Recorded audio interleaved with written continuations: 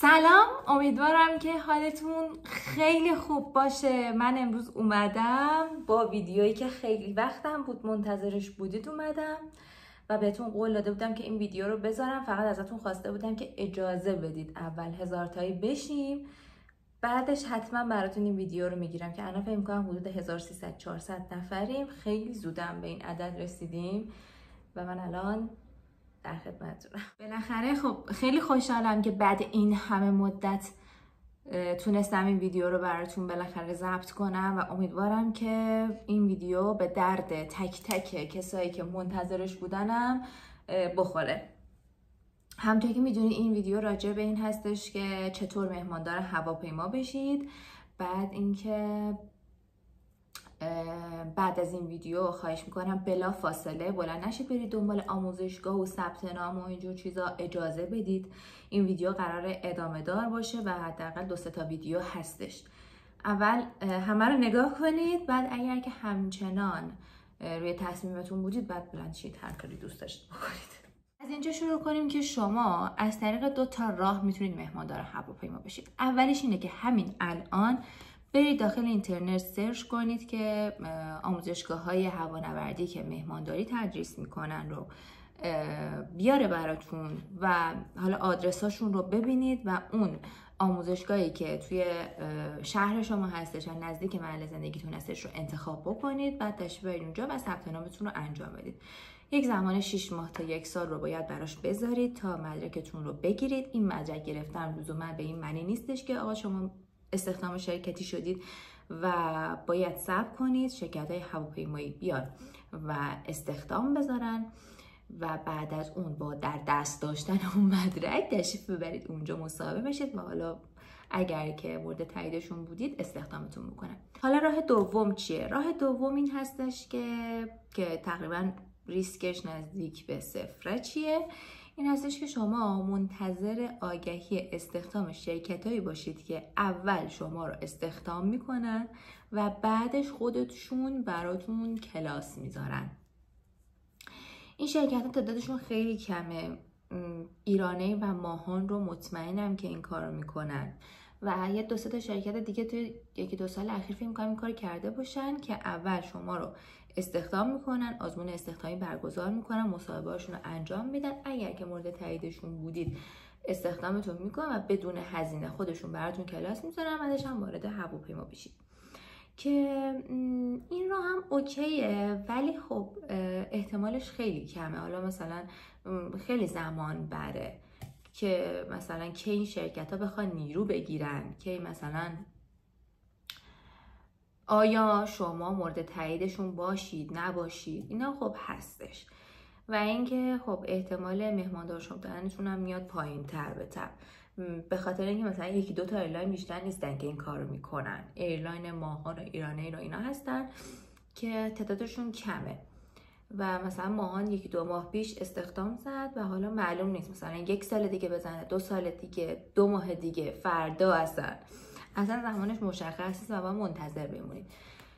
من خودم اگر که حالا بخوام بگم، من خودم از روش اول اقدام کردم و اول رفتم مدرکم رو گرفتم، به خاطر اینکه شرکت‌های هواپیمایی که با مدرک استخدام میکنن تعدادشون خیلی زیاده و اینکه خیلی خب سریعتر شما میتونید وارد این شغل بشید.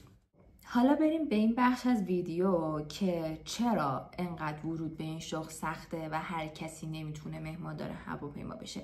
به این دلیل که شما باید یه سری ویژگی‌ها داشته باشید. اولی و مهمترین ویژگی که باید داشته باشین هستش که شما باید ملیت ایرانی داشته باشید و هر ملیتی غیر از ایرانی متاسفانه نزدیک به احتمال استخدام شدن و ورود به این شغلش نزدیک به صفره. نزدیک هم نه، کاملا صفره.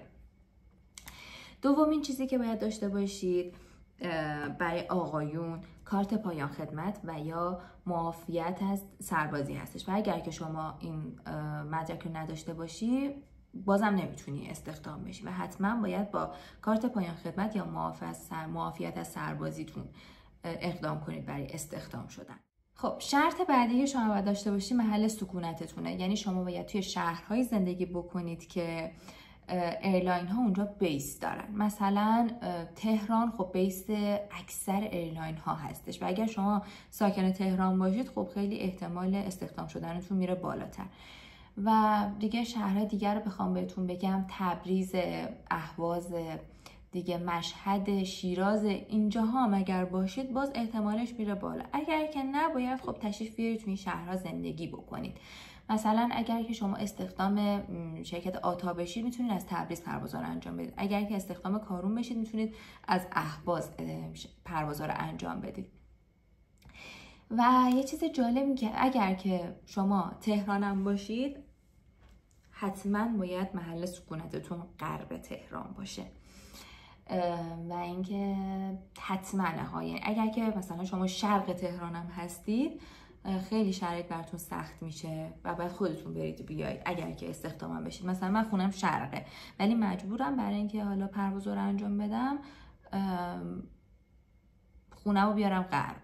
نه الان همینطوره دیگه، من الان غرب خونه گرفتم برای پروازم و اینکه راحت باشم. شرط بعدی مدرک تحصیلیتونه که خیلی از شرکت‌ها جدیداً میان استخدامو که میزنن توی آگهیشون مینویسن که شما باید مدرک کارشناسی داشته باشید. بچه‌ها زیاد نگرانش نباشید. اگر که مثلا تا 21-2 سالتون هم هست بازم نگرانش نباشید. شما میتونید با دیپلم استخدام بشید. من با دیپلم استخدام شدم، 3 تا شرکت هم عوض کردم. به خاطر اینکه میتونه ویژگی‌های دیگه‌تون بیاد و مدرک تحصیلیتون رو کاور کنه. نگرانش اصلا نباشید. به خاطر اینکه مثلا کسی که 18 سالشه که نمیتونه مدرک کارشناسی داشته باشه. بنابراین اصلا نگران این قضیه نباشید. برای وارد شدن به این شغل سنتون هم مهم هستش. اینکه حتما باید از 18 سال تا نهایت 30 سال باشید و بعد از اون اگر که پارتی نداشته باشید احتمال استخدام شدنتون کلا نزدیک به صفر باز هم. خب شرط بعدی ظاهره.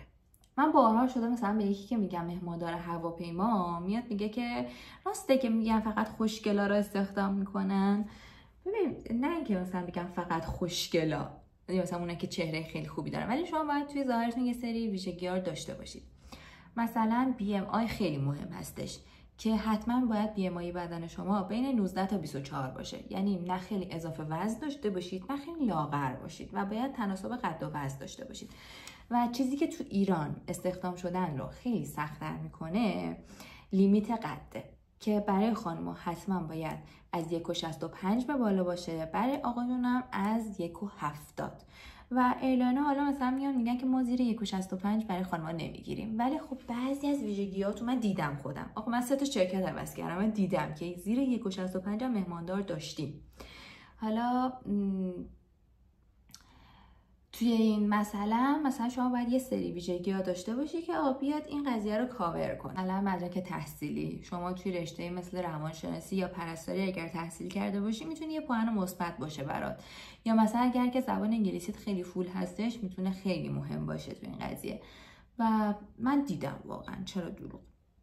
شرط بعدی که خیلی هم مهم هستش و اگه نداشته باشی خودت اذیت میشین هستش که زبانت خوب نباشه. یعنی حداقل باید در این حد باشی که آقا یه خط انگلیسی رو بخونی و بتونی معنیش کنی یا مثلا بتونی با یه نفر ارتباط برقرار بکنی و اگر که نزدیک به صفری حتما اقدام کن برای تقویت کردنش. به خاطر اینکه توی هوانوردی و توی این شغل هیچ چیزی به فارسی نداریم بچه‌ها. یعنی روز اولی که شما میری سر کلاسای مهمانداری میشینی جزوه‌ای که میدن به دستت همش انگلیسیه. و اینکه هر شرکتی یه کتاب داره، یه کتاب مثلا 1000 صفحه‌ای 1500 صفحه‌ای داره که بهش میگن قرآن شرکت، که هر چیزی که توی این شغل باید بدونید تو اون کتاب نوشتن و کل اون کتاب همش به زبان انگلیسیه و شما باید بتونید اون کتاب رو بخونید و کلش رو بلد باشید. دیگه فکر میکنم اکثر شرایطی که باید داشته باشید رو بهتون گفتم و دیگه چیزی نمیمونه. فقط اینکه اگر سوالی داشتید حتما تو کامنت ها ازم بپرسید. 2 تا موضوع دیگه هم هستش، اینا رو هم بهتون بگم دیگه، ما بقیه اطلاعات بمونه برای ویدیوی بعدی. اونم این هستش که خیلی ازم پرسیدن که آقا ما رفتیم حالا ثبت ناممون رو انجام بدیم یا اینکه استخدام شدیم می‌خواستیم بریم سر کلاسای ایرلاین یا همون آموزشگاه‌ها بشینیم. این توی 6 ماه تا 1 سال چه اتفاقی برای ما میفته؟ ببینید اکثر آموزشگاه‌ها برای شما یک دوره زبان عمومی برگزار میکنن، نه اینکه مثلا بگی اگه الیمنتری هستی بری سر این کلاس ها بشینی به ادوانس میرسی، نه، ولی خب مثلا یه ذره تاثیر داره، یه سری چیزای ضروری رو بهتون میگن. دیگه حدود 1 ماه سر این کلاس ها میشینید و بعدش دوره اصلیتون شروع میشه. دوره اصلی هم یه سری درس ها باید بخونید، مثل فرست اید که آقا مثلا اگر که توی هوا حال یکی بد شد، پزشک در دسترس نبود، شما باید بتونی یه کاری براش بکنی. سکته کرد یا چه میدونم زایمان زودرس براش اتفاق افتاد، شما باید بتونی بهش کمک کنی و اینا رو بهتون یاد میدن. درس بعدی مثلا یه درس داری به اسم ایرکرافت نالج که یه سری چیزای کلی راجع به هواپیما بهتون میگن که مثلا هر قسمت از هواپیما روی بال، روی دوم یا توی کاکپیت، توی اونجایی که خلبان میشینه، هر مثلا اینسترومنت و هر کدوم از این وسیله ها چطوری کار میکنه، برای چیه و اینا رو بهتون یاد بدن، نه در حد خلبانی ولی باید چیزایی بلد باشید. دیگه امرجنسی بهتون یاد بدن که مثلا اگر که تو هواپیما آتش سوزی شد شما چجوری باید خاموشش بکنید، یا مثلا اگر که یکی حالش بد شد چجوری از کپسول‌های اکسیژن استفاده کنید. اینا امرجنسیه و یه درس واقعا مهم و سخت هستش که شما باید اینا رو پاس بکنید. دیگه گرومینگ بهتون یاد میدن، دمو کردن توی هواپیما و هر چیزی که به درتون بخوره توی 6 ماه تا 1 سال بهتون آموزش میدن.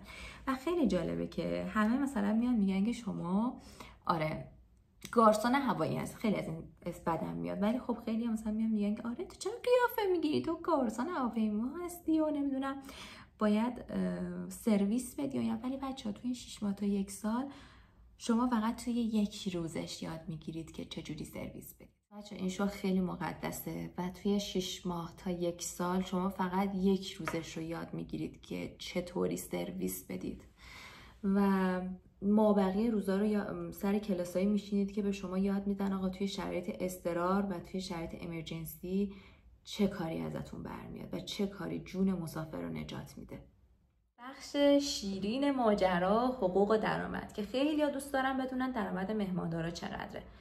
ببینید من یه شرکتی رو میشناسم که به مهماندارش 8 تومن حقوق میده، یه شرکتی هم میشناسم که 30-40 تومن چه بسا بیشترم پول میده، که خب اکثر اعلان‌ها اینجوری حقوق مهماندارشون رو محاسبه میکنن که اولش یه پای حقوقی بهشون میدن، پای حقوق بیمه هم هستش، و بعدش هر چند ساعتی که پرواز کنن بهشون حقوق ساعت پروازی میدن. مثلا فکر میکنم بین 140 تومن تا 200 تومن مثلا هر ساعتی که کار میکنن اعلان بهشون پول میده. و به نظر من که مثلا جای دیگه هم کار کردم باید بگم که ببین مثلا اگر که یه اعلانی به تو 30 تومن حقوق میده، این 30 تومن در اصل مثلا 40-45 تومن کارهای بیرونه. برای چی اینطوری میگم؟ برای اینکه مثلا شما تو کار بیرون باید هزینه خورد و خوراکت هم بدی، مثلا وقتی میری سر کار قضا میذاری مثلا ناهار برات بیارن، یا مثلا ناهار از خونه درست کنی بیاری، که خب توی هواپیما اینطوری هستش که خودشون غذا براتون میذارن، میوه براتون میذارن، حالا چیزایی که در طول روز نیاز بدنتون هست و باید میل کنید رو داخل هواپیما براتون میذارن. و اینکه مثلا رفت آمد شما هزینه رفت آمدی نداری و ایرلاین خودش ماشین میفرسته دم خونه‌تون، شما رو میبره و شما رو برمیگردونه، بنابراین هزینه حمل و نقل هم نداری. دیگه هزینه لباس نداری، شما قرار نیست برای مثلا سر کار رفتنتون هزینه بکنید، لباستون رو میده، کیفتون رو میده، کفشتون رو میده و نیاز نیستش که مثلا هزینه بابت این موضوع داشته باشید. ویدیو امروزمون طولانی شد، الان من فکر میکنم حدود 2.5 ساعت دارم ویدیو میگیرم. و اینکه اگر که سوالی داشتید حتما تو کامنت ازم بپرسید، سابسکرایب کنید بخاطر اینکه ویدیو بعدی قرار خیلی جذاب‌تر باشه و قراره که حقایق این شغل رو بیشتر بهتون بگم. و بچه‌ها من خودم خب قصد دارم که این شغل بیام بیرون و میخوام بهتون بگم که چرا این شغل نه. و حتما سابسکرایب کنید و دنبالم بکنید و ویدیوی بعدی رو هم از دست ندید. مراقب خودتون باشید، خیلی دوستتون دارم و خداحافظ.